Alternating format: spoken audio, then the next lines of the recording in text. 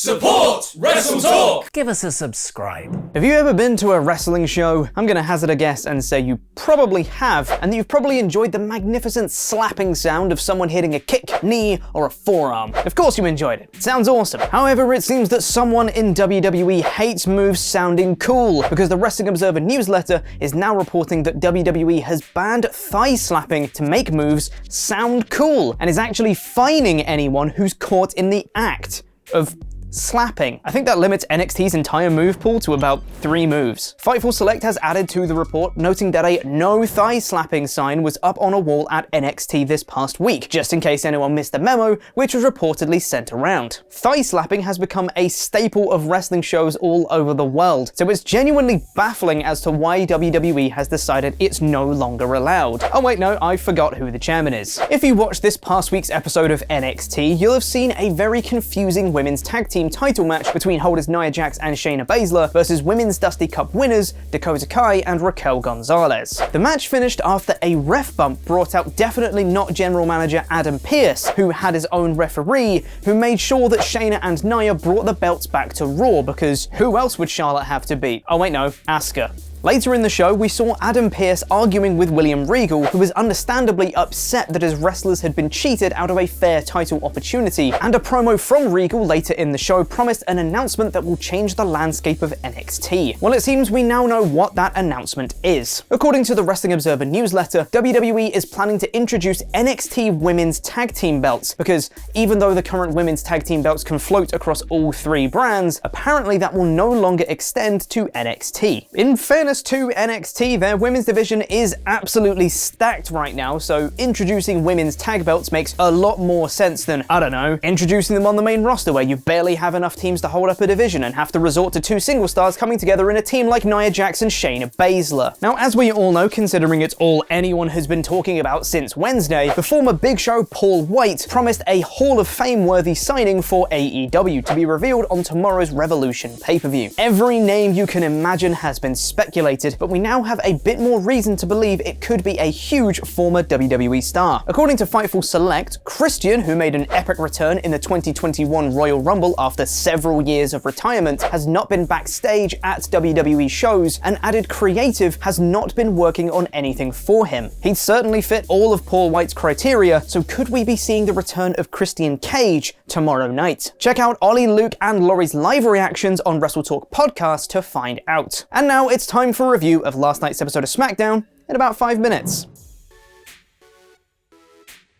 Thank you for being awesome Pledgehammers on Patreon, WrestleTalk's personal ring announcer Rodrigo Benitez, and no one names their kid this anymore, Larry. Now, a disclaimer for this review. I've looked at the 2 polls we ran on WrestleTalk and WrestleTalk podcast YouTube channels, I've looked at the Squared Circle Reddit, and I've seen what everyone thinks of the show. Overall, the vibes seem to be pretty decent overall. So sorry to disappoint you all, but I did not like this show, so if I get a bit ranty, you've been warned. A video package of Edge choosing Roman Reigns opened this episode, but didn't show him attacking Roman at Elimination Chamber, and instead had an odd line of him saying, "I choose Roman Reigns," spliced in from another promo. And the show started properly, not with Roman Reigns, but with Daniel Bryan, who had a somewhat botchy but fiery promo about wanting to be in the main event of WrestleMania. He's scheduled for a steel cage match against Jey Uso in the main event, and if he wins, he gets a Universal title shot at Fastlane. Weirdly, he said that the Edge vs Roman Reigns WrestleMania Dream match is Attitude Era versus Thunderdome. Is that what we're calling it? The Thunderdome Era?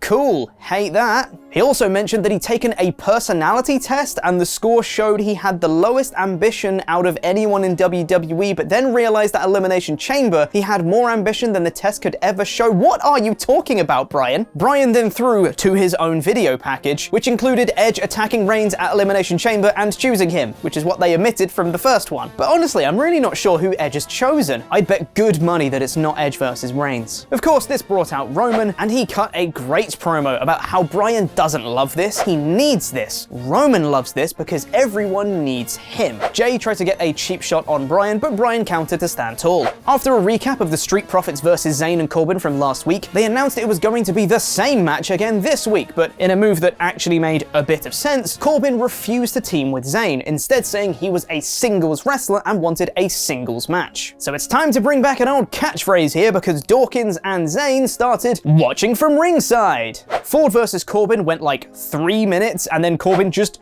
won with the end of days. Zayn versus Dawkins followed on straight after, with Ford watching from ringside, while Corbin refused and went to the back. And after Ford started distracting the camera crew, which distracted Zayn, Dawkins rolled up Sammy for the win. So who looked good coming out of this? Corbin?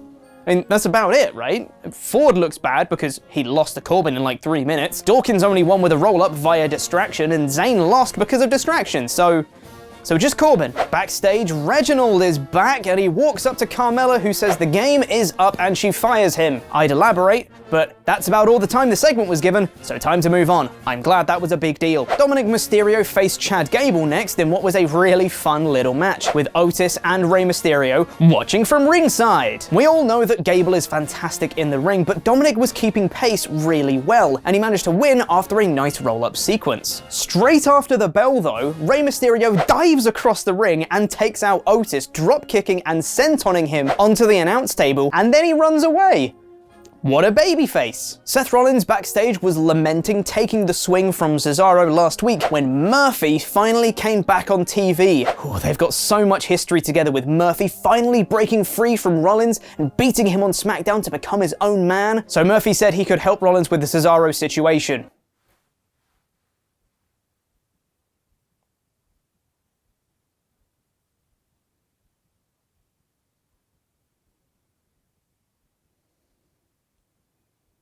But why? Why would Murphy do that? The whole of last year he wanted to break free from Rollins. Why would he then just go back? And look, I can do what the comments always do when they tell me I don't understand a story. I can just make stuff up. Murphy was feeling so frustrated that he hadn't been on TV since the whole Aaliyah Mysterio thing that he started contemplating his life decisions, and he realized that he was better off when he was alongside Rollins, and that he's better as a disciple than he is his own man.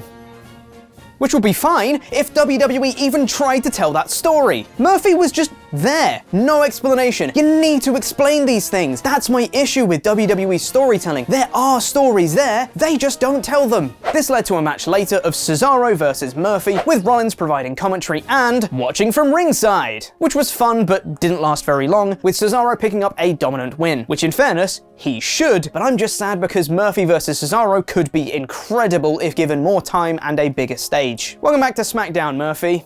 Missed you. Bianca Belair took on Shayna Baszler next because Sasha and Bianca have got a women's tag title match at Fastlane, because that makes sense. Luckily, there seems to be some sort of story progression for that choice, which I'll get to later. But of course, Sasha Banks comes out, and where there's Banks, there's a Reginald, so Reginald, Banks, and Jax were all watching from ringside. The match was fine, but ended with a bitter Reginald, who got shoved by Bianca, and then Jax tried to run him over, but he dodged, and then Jax hit Banks instead, which distracted Bianca, so Shayna put in the Kirifuda clutch, but then Bianca just hit the KOD anyway and then won. Sasha then slapped Reginald and told him to stay out of her business. Backstage later on, Reginald went to Sasha Banks' dressing room, but Sasha told him no immediately and slammed the door in his face. Shayna Baszler then bullied him a little bit, but Nia Jax said he looks cute, and then the segment ended. What the f is going on? Oh, look, okay. Before you start commenting, I know what's going on. Why is it going on? I don't understand how Sasha Banks versus Bianca Belair at WrestleMania has become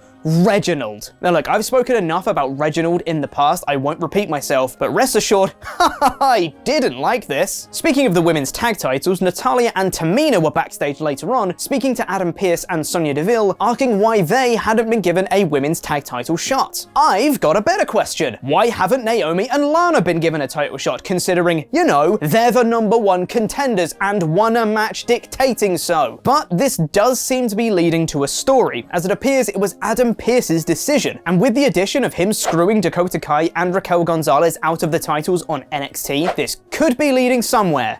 Maybe. Apollo Crews came out next. Now look, I am all for Crews embracing his Nigerian roots. I thought last week that his new look and gimmick were absolutely spot on, but this week, he came out holding a spear and flanked by 2 guys in military uniform. He also spoke with a Nigerian accent. Now, I'm acutely aware that I am a white man talking about African culture, but is the Nigerian culture you want to promote the military? Is that what Nigerian culture really is? That's a real slippery slope that you don't want to go down. Now look, the accent is what it is. Cruz provided an explanation as to why he was doing it, but I don't think that excuses it. It's such a jarring shift, and to me, it feels like they just wanted him to do an accent and tried to shoehorn in a reason that he do one, rather than having the accent be a logical progression of the character. Maybe I'm off base here, but that's the vibe I'm getting. Having said that, the promo that Apollo actually cut here was very good, highlighting a very real struggle black people have to endure with regard to mocking and bullying, but now he's finally embraced who he truly is. I think this character can work, but WWE have to tread lightly.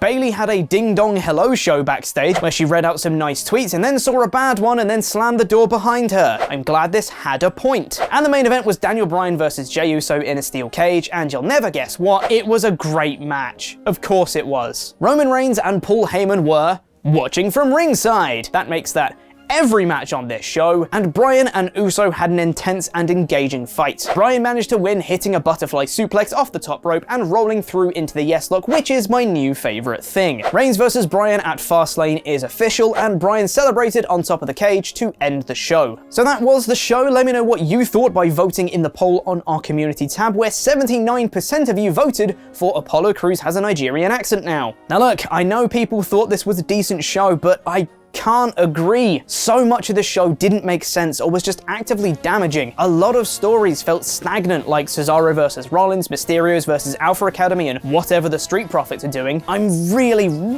not interested in Reginald, like, at all. And I wasn't a fan of the direction Apollo Crews took this week. Bryan and Reigns will be fun, but for me that wasn't enough to save this show. I'm gonna give it a 2 out of 5, SmackDowner. But feel free to come and tell me live how much you disagree with me, as the SmackDown review podcast will be live at 3 p.m. UK time over on the WrestleTalk podcast channel. And you can watch that by pressing the video to the right and subscribe to WrestleTalk podcast while you're there, as we've also got AEW Revolution live reactions coming tomorrow with a review on Monday. And press the video below that to find out about rumors of CM Punk returning to wrestling. Subscribe here for daily wrestling news videos. I've been Corporate Chopper.